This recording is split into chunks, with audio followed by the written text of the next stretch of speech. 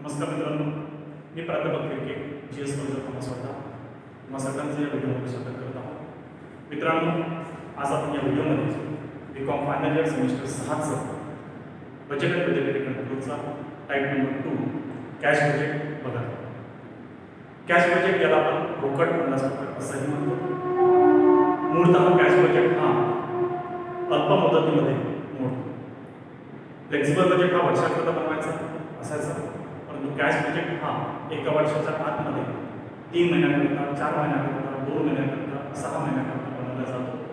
या अंदाजपत्रकाची कालमर्यादा काही महिन्यांची असल्यामुळे याला आपण अल्प मुदत किंवा अल्पकालीन अंदाजपत्रक या वर्गामध्ये याला आपण बनवू शकतो. कॅश बजेट बनवण्यासाठी जे पहिलं गणित आपल्याला दिलेलं आहे ते समजून घेऊया. गणित समजवत असताना कॅश बजेटमध्ये मूलतः जो पद्धत आपल्याला बनवायचा आहे ब्लॅकबोर्डवरती उजव्या साईडला सोल्युशन दिलेलं आहे आणि याचं गणित जे दिलेलं आहे ते त्या साईडला दिलेलं आहे. म्हणजे डाव्या साईडला सोल्युशन आणि उजव्या साईडला त्याचं गणित दिलेलं आहे. सोल्युशनचं फक्त प्रादुर्भाव समजून घ्या. प्रादुर्भावात आपल्याला काय करायचं आहे तर अंदाजपत्रकामध्ये त्या महिन्यामध्ये किती रोकड प्राप्त होणार आहे आणि त्या महिन्यामध्ये किती रोकडचा परिव्यय होणार आहे, खर्च होणार आहे आणि वर्षाच्या शेवटी आपला जो शिल्लक रोकड किती राहणार आहे आणि वर्षाच्या प्राप्तीमधून महिन्याच्या प्राप्तीमधून महिन्याचे खर्च करण्याकरता उपलब्ध असलेली रोकड पुरेशी आहे की नाही आहे याचं नियोजन, याचं व्यवस्थापन करण्याकरता आपण रोकड बजेट बनवत असतो. म्हणून त्या महिन्याच्या प्राप्ती आणि त्या महिन्याचे खर्च यातून महिना सेकंद सर्वात शेवटी क्लोजिंग महिना सेकंद असते. ओपनिंग बॅलन्स म्हणजे मागच्या महिन्याचा वेळ आहे, म्हणजे मे महिन्याची सुरुवात म्हणजे एप्रिल महिन्याचा शेवट 30 एप्रिलचं जे बॅलन्स राहणार ते मे महिन्याची सुरुवात दिलेली असते. ओपनिंग बॅलन्समध्ये आपण प्राप्तीचे पत्रक मिळवतो, टोटल प्राप्ती करायची आहे, टोटल प्राप्तीमधून त्या महिन्यामध्ये होणारे खर्च वजा करायचे आहे, टोटल खर्च आपण बी मध्ये करतोय, टोटल प्राप्ती ए मध्ये करतोय आणि टोटल प्राप्तीमधून टोटल खर्च वजा करून क्लोजिंग बॅलन्स करतो आपण. क्लोजिंग कॅश बॅलन्स म्हणजे टोटल रिसीप्ट आणि टोटल पेमेंट्स. आता हे रिसीप्ट आणि हे पेमेंट्स जर का सगळे प्राप्ती आणि सगळे खर्च रोखीने जर का झाले असते नगदीच्या स्वरूपामध्ये तर ज्या महिन्याचा खर्च त्या महिन्यात झाला असता, ज्या महिन्याची विक्री त्या महिन्यात प्राप्त झाली असती. परंतु तुम्हाला माहिती आहे की आपण उधारीवरती व्यवहार करतो. आता उधारीवरती व्यवहार करत असताना उधारी एका महिन्याची आहे, 2 महिन्याची आहे, 3 महिन्याची आहे, या अनुषंगाने उधारीमुळे चालू महिन्याची विक्री एका महिन्यानंतर 2 महिन्यानंतर प्राप्त होत असते. त्याचप्रकारे वेतनाचा खर्च, इलेक्ट्रिसिटीचा खर्च, व्यवस्थापनाचा प्रशासकीय खर्च, चालू महिन्याचं इलेक्ट्रिक बिल आपण पुढच्या महिन्यामध्ये पे करतो, चालू महिन्याचा रेंट पुढच्या महिन्यामध्ये पे करतो. याला म्हटलं जातं payment made after 1 month, lagging payment 1 महिन्याचा. काही खर्च चालू महिन्यात होतात, काही खर्च एका महिन्यात होतात, काही खर्च 15 दिवसांनी होतात. त्यामुळे प्राप्तीमध्ये आणि रोखीमध्ये अंतर असतं. आता हे कसं करायचं हे समजून घेण्यासाठी आपण एक गणित घेतलेलं आहे. पहिल्या गणिताला आपण कन्सिडर केलेलं आहे below are the income and expenses of fact. दिलेली जी संरचना दिलेली आहे त्यामध्ये एका फॅक्टरीचे काही विशिष्ट महिन्यांचे उत्पन्नाचे पद्धत आणि खर्चाचे पद्धत दिलेले आहे. आपण उत्पन्नाच्या पदाला आर मार्किंग करायचं आणि खर्चाच्या पदाला पी मार्किंग करायचं. आर म्हणजे रिसिप्ट आणि पी म्हणजे पेमेंट्स. जे खर्च राहतील, परिव्यय राहतील त्यांना आपण पी मार्किंग करणार आणि जे प्राप्तीचे उत्पन्नाचे पद राहतील त्यांना आपण आर मार्किंग करणार. प्रिपेअर कॅश बजेट कोणत्या महिन्यासाठी बनवायचं आहे तर prepare cash budget for 3 month. फक्त सांगितल्याप्रमाणे 2 महिने राहू शकतो, 3 महिने राहू शकतो, 4 महिने राहू शकतो आणि ते महिने कोणते हे समजून घेणं महत्त्वाचं आहे. प्रिपेअर कॅश बजेट रोख बजेट बनवायचं आहे 3 महिन्याकरता स्टार्टिंग फ्रॉम 1 मे. म्हणजे आपल्याला वेळ कोणता राहिला आहे मे पासून आपल्याला बनवायचं बजेट मे, जून आणि जुलै. म्हणजे मे महिना, जून महिना आणि जुलै महिना या 3 महिन्यामध्ये रोख प्राप्ती किती झाली, रोख खर्च किती झाले आणि रोख शिल्लक किती राहिली हे बनवण्याचं विवरण जे असतं त्याला आपल्याला रोकड अंदाजपत्रक. आता मे, जून, जुलै या 3 महिन्याचं बजेट बनवायचं आहे, परंतु माहिती आपल्याला पूर्ण 2 महिन्याची सुद्धा दिलेली आहे. मंथ वाईज माहिती दिलेली आहे. मंथली सेल्स दिलेले आहे, मंथली परचेसेस दिलेले आहे, मंथली वेजेस दिलेले आहे, मंथली मॅन्युफॅक्चरिंग एक्सपेन्स दिलेले आहे, मंथली ऑफिस एक्सपेन्स दिलेले आहे आणि मंथली सेलिंग एक्सपेन्स दिलेले आहे. या सगळ्या पदांना फक्त सेल्स हे प्राप्तीचं पद आहे, परचेसेस पेमेंट आहे, वेजेस पेमेंट आहे, मॅन्युफॅक्चरिंग एक्सपेन्स पेमेंट आहे, ऑफिस एक्सपेन्स पेमेंट आहे आणि सेलिंग एक्सपेन्स पेमेंट आहे.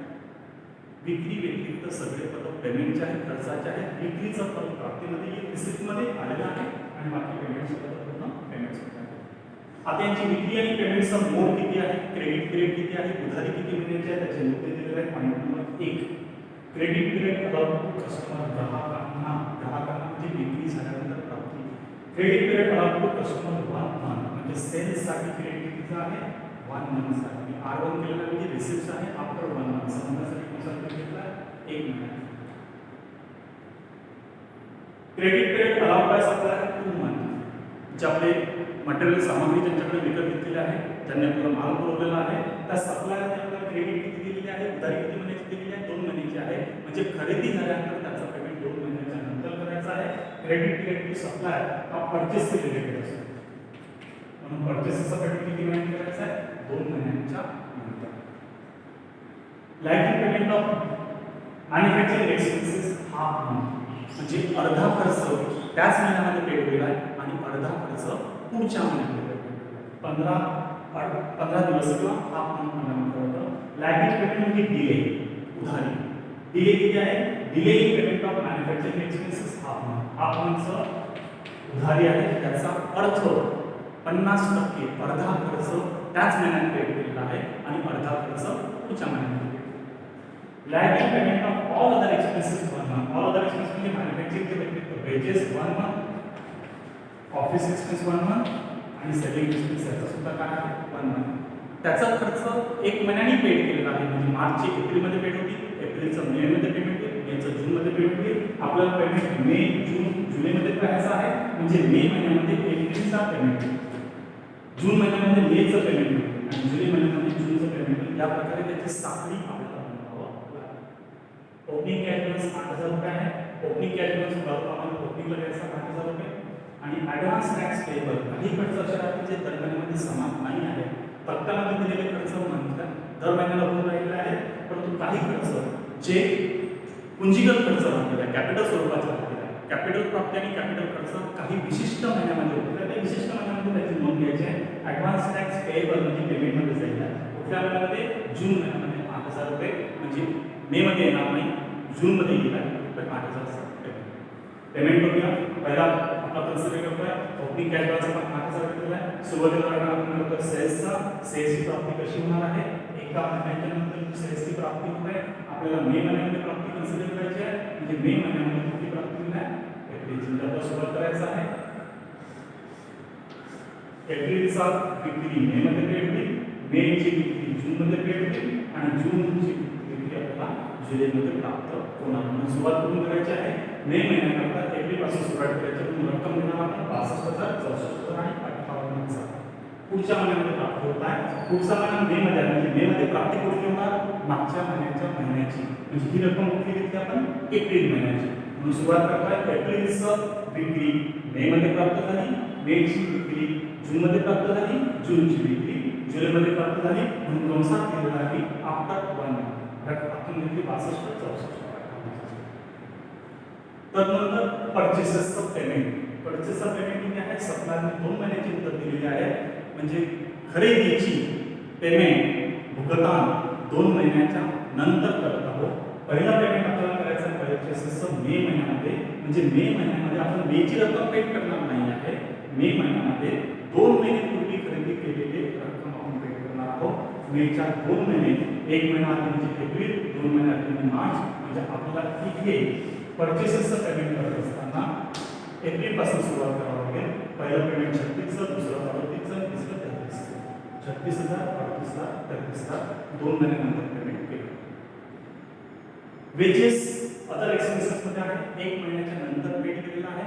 पेमेंट आपल्याला मे महिन्यात करायचं आहे, म्हणजे मे महिन्यामध्ये आपण मागील महिन्याचा पगार देणार आहोत, म्हणजे April paid in May, May paid in June, June paid in July. वेजेसचं पेमेंट एका महिन्याच्या नंतर कार्यक्रमाला ती पण दिलेलं होतं, all payments are made after 1 month. म्हणून वेजेसचं पेमेंट करत असताना सुद्धा आपल्याला एका महिन्याच्या पगाराने घ्यायचं आहे. आपल्याला मे मध्ये पेमेंट पाहिजे आहे, परंतु मे मध्ये पेमेंट आपण कुठलं करणार, मागील महिन्याचं म्हणजे रक्कम घ्यायची आहे एप्रिल, मे आणि जून. रक्कम येत आहे 8,000, 10,000 आणि 8,500. तदनंतरचा सगळ्यात महत्त्वाचा मुद्दा जो दिलेला आहे तो आहे मॅन्युफॅक्चरिंग एक्सपेन्सेस अर्धा महिना. लॅगिंग पेमेंट किती आहे, अर्धा महिना. याचा अर्थ काय सांगितलं होता आपण, अर्धी रक्कम चालू महिन्यात पेड करणार आणि अर्धी रक्कम पुढच्या महिन्यामध्ये पेड करणार. अर्धी रक्कम चालू महिन्यामध्ये आणि अर्धी रक्कम पुढच्या महिन्यात. म्हणून मी लिहिलेला आहे पण हा प्रिव्हियस मंथची रक्कम घ्यायची आहे आणि हा कर म्हणजे रक्कम द्यायची आहे. आता प्रिव्हियस रक्कमची सुरुवात केल्याप्रमाणे आपल्याला मे मध्ये पेमेंट करण्यासाठी आपल्याला सुरुवात करावी लागेल मागील महिन्यापासून. मागील महिना कोणता होता? एप्रिल. एप्रिलची पूर्ण रक्कम किती आहे? 3000. 3000 चे पेमेंट कसं दिलं आहे? 3000 च्या अर्धी म्हणजे 1500 रुपयाचं पेमेंट एप्रिल मध्ये झालं असणार आणि उर्वरित 1500 रुपयाचं पेमेंट एप्रिल महिन्याचा खर्च मे मध्ये भेटेल. म्हणून हा फक्त प्रिव्हियस रक्कम 1500 रुपये. लक्षात आलं? 3000 पैकी 1500 रुपये एप्रिल मध्ये पेड झाले आणि 1500 रुपये मे मध्ये पेड झाले. त्यानंतर मेचा संपूर्ण खर्च किती आहे? मेचा संपूर्ण खर्च आहे 4500. रूल्स काय दिलेला आहे? अर्धा महिना डिले केलेला आहे. याचा अर्थ काय आहे? अर्धी रक्कम सेम मंथ मध्ये द्यायची आहे आणि अर्धी रक्कम नेक्स्ट मंथ मध्ये द्यायची आहे. मे महिन्याचा मॅन्युफॅक्चरिंगचा खर्च पूर्ण होता 4500. त्याची अर्धी रक्कम म्हणजे 2250. त्याच महिन्यात पेड होईल. 2250 मेचा खर्च मे मध्येच पेड केला. हा फक्त करंट रक्कम करंट महिन्यामध्येच घेतली आणि राहिलेली अर्धी रक्कम हा will be paid in next month 2250 आपण पुढे पुढच्या. तशाच पद्धतीनं जून महिन्याची रक्कम घ्यायची. जून महिन्याचे 3500 चे आहेत. त्यातले 3500 पैकी अर्धी रक्कम 1750 त्याच महिन्यामध्ये पेड होईल आणि 1750 पुढच्या महिन्यामध्ये. आणि शेवटचा महिना जुलै. जुलैचा खर्च आहे 4000 रुपये. वर्गीकरण तसंच करायचं आहे. 50% रक्कम सेम मंथ मध्ये आणि 50% रक्कम पुढच्या महिन्यामध्ये. 4000 पैकी 50% 2000 चालू महिन्यात घेतले आणि उर्वरित 2000 ऑगस्ट महिन्यामध्ये पेड केला आहे. परंतु ऑगस्टचा महिना आपल्या कालखंडामध्ये येत नाही. या प्रकारे सगळ्यात महत्त्वाचा कॅल्क्युलेशन होतो मॅन्युफॅक्चरिंग एक्सपेन्सेस. मॅन्युफॅक्चरिंग एक्सपेन्स नंतर ऑफिस एक्सपेन्स आणि सेलिंग एक्सपेन्स त्याच्यासाठी तेच पण लागू होतं. Will be paid in next month. म्हणजे आपल्याला एका महिन्यापासून सुरुवात करावी लागेल. मे महिन्यासाठी आपण सुरुवात करणार एप्रिल पासून. मे महिन्यासाठी आपण सुरुवात करणार एप्रिल पासून. म्हणजे एप्रिल, मे आणि जून 4 रक्कम घ्यायच्या आहेत. अनुक्रमाने 1500, 2500 आणि 2000 घेतली ऑफिस एक्सपेन्सची आणि सेलिंगची घेतली आपण 5000, 4500 आणि 3500. त्यानंतर शेवटचा मुद्दा advance tax payable in the month of June 8000 रुपये. जून महिन्यामध्ये ॲडव्हान्स टॅक्सची रक्कम घेतली. जून महिन्यामध्ये म्हणजे फक्त जून महिन्यामध्ये पेमेंट केलं कारण की दर महिन्यामध्ये होत नाही. एप्रिलमध्ये रक्कम येणार नाही आणि जुलैमध्ये रक्कम येणार नाही. सगळे पेमेंट झाल्यानंतर वजाबाकी आणि बेरीज करायची आहे. टोटल प्राप्ती घ्यायची 62 आणि 870,000 ची प्राप्ती झाली त्या महिन्यामध्ये. त्या महिन्याचे पेमेंट किती झाले? टोटल प्राप्तीला ए म्हणायचं. टोटल रिसिप्ट्स टोटल पेमेंटमध्ये 1 2 3 4 5 6 ची आपण टोटल करायची. याची टोटल येत आहे 54,250. म्हणजे पहिल्या महिन्यामध्ये 70,000ची प्राप्ती झाली, 54,000चे खर्च झाले आणि 70,000 मधून 54,000चे खर्च वगळता शिल्लक किती राहिली? म्हणून शिल्लक करण्यासाठी ए मधून बी टोटल मायनस करायची. याचाच अर्थ नगदी प्राप्तीमधून नगदी खर्च आपण वजा केले, रिसिप्ट्स मधून पेमेंट्स मायनस केले तर क्लोजिंग बॅलन्स प्राप्त झाला. क्लोजिंग बॅलन्स किती आला आहे? 15,750. मे महिन्याच्या 31 तारखेचं जे क्लोजिंग बॅलन्स ठेवलेलं आहे ते पुढच्या दिवसासाठी म्हणजे 31 मे नंतर पुढचा दिवस म्हणजे 1 जून. म्हणजे मेचं क्लोजिंग बॅलन्स जूनचं ओपनिंग बॅलन्स होतं. म्हणून मेची जी क्लोजिंग रक्कम 15,750 आहे ती आपण जशीच्या तशी जूनच्या ओपनिंगला घेतलेली आहे. जूनचं ओपनिंग बॅलन्स गणितात दिलेलं होतं का? नाही. मेचं क्लोजिंग जूनला ओपनिंग झालं, जूनचं क्लोजिंग जुलैला ओपनिंग झालं. या प्रकारे साखळी करायची. इथे मग त्याच प्रकारे क्लोजिंग करायचं. 15,000चा ओपनिंग बॅलन्स, 64,000चा रिसिप्ट, टोटल रिसिप्ट झाले 79,000. 79,000 नंतर पूर्ण मुद्द्यांची टोटल करायची. टोटल खर्च झाला 67,000. रिसिप्ट म्हणून खर्च वजा करायचा आणि क्लोजिंग बॅलन्स झाला 12,000. एक गोष्ट तुम्ही आवडून सांगू शकतो मित्रांनो की हे जे क्लोजिंग बॅलन्स आहे हे धनात्मक आलेलं आहे. परंतु इमॅजिन करा प्राप्ती झालेली आहे 79,000ची आणि जर का खर्च 90,000चा जर का झाला याचा अर्थ त्या महिन्याचे खर्च त्या महिन्याच्या प्राप्तीच्या तुलनेमध्ये जास्त होतील आहे आणि रक्कम शिल्लक न राहता आपल्याला इथे वजेमध्ये दिसते. वजा रक्कम उणेमध्ये रक्कम म्हणजे त्या महिन्यामध्ये आपल्याला पैशांची गरज पडणार आहे. त्याच्यासाठी बँकेमध्ये आपल्याला ओव्हरड्राफ्टची अरेंजमेंट करावं लागते. प्लस बॅलन्स म्हणजे नगदी शिल्लक आहे, मायनस बॅलन्स म्हणजे बँकेमधून ओव्हरड्राफ्टची व्यवस्था करावी लागेल किंवा शॉर्ट टर्म कर्ज घ्यावं लागेल. कुठे पैसा शिल्लक आहे, कुठे पैसा कमी आहे हे समजण्यासाठीच आपण अंदाज करतो. इथला क्लोजिंग बॅलन्स झाला 12,750. जूनचं क्लोजिंग बॅलन्स जुलैसाठी ओपनिंग बॅलन्स झाला 12,750. त्याच प्रकारे टोटल केली 2 पदांची प्राप्ती 70,000 झाली. 5-6 पदांची पेमेंट झाली 50,000, 70च्या प्राप्तीनंतर 50,000 पेमेंट घेतलं, शेवटी शिल्लक झाली 20,000.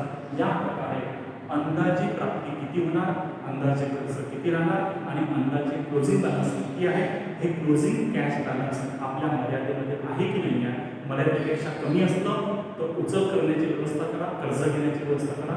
मर्यादेपेक्षा जास्त जर का आहे तर त्याचा विनियोग आणि गुंतवणूक करा.